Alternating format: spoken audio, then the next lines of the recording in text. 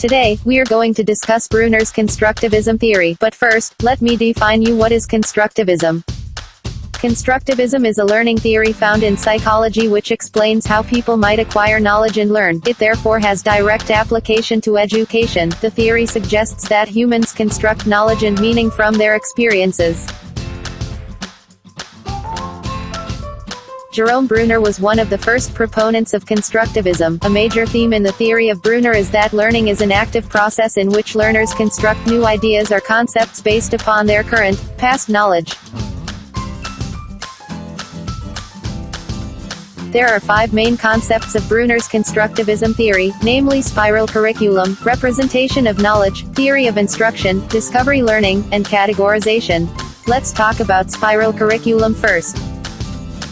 In a spiral curriculum, teachers must revisit the curriculum by teaching the same content in different ways depending on students' developmental levels. Curriculum should be organized in a spiral manner so that the students continually build upon what they have already learned.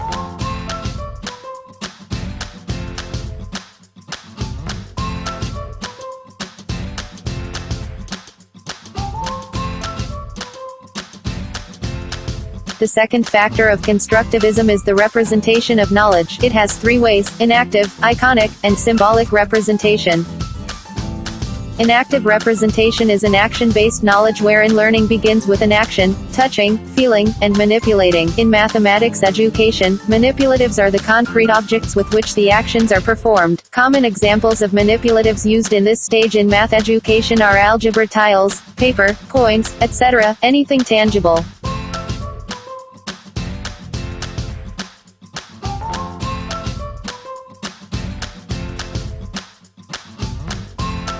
The next one is iconic representation or image-based learning, where learning can be obtained through models and pictures. The learner can use mental images to stand for certain objects and events.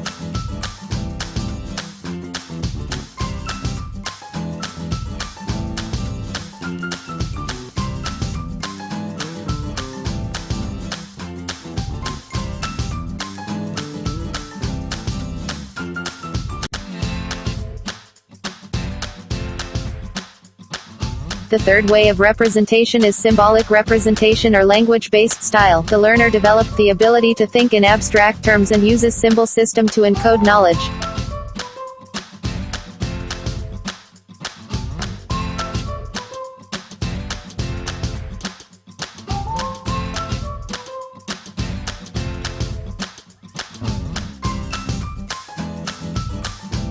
The third factor is the theory of instruction that addresses the 4 major aspects. Predisposition to learn is the first aspect, wherein any subject could be taught at any stage of development in a way that fits the child's cognitive abilities.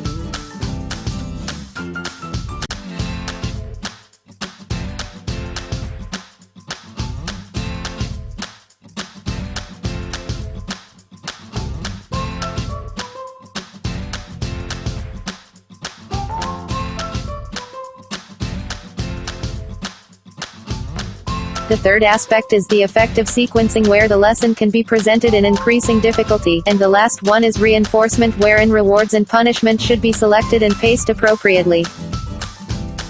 And the fourth factor under constructivism theory is discovery learning. It refers to obtaining knowledge for oneself, where the teacher plans and arranges activities in such a way that students search, manipulate, explore and investigate, and students require background information.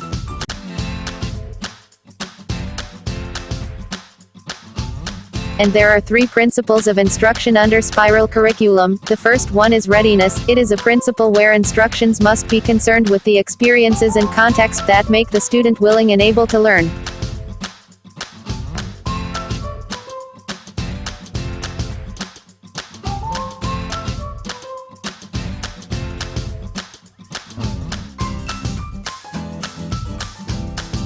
The second one is the spiral organization, where instructions must be structured so that it can be easily grasped by the students.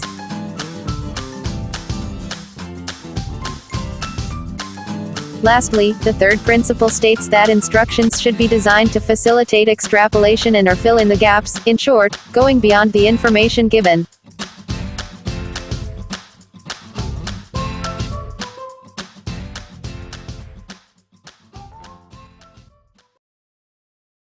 created using Powtoon.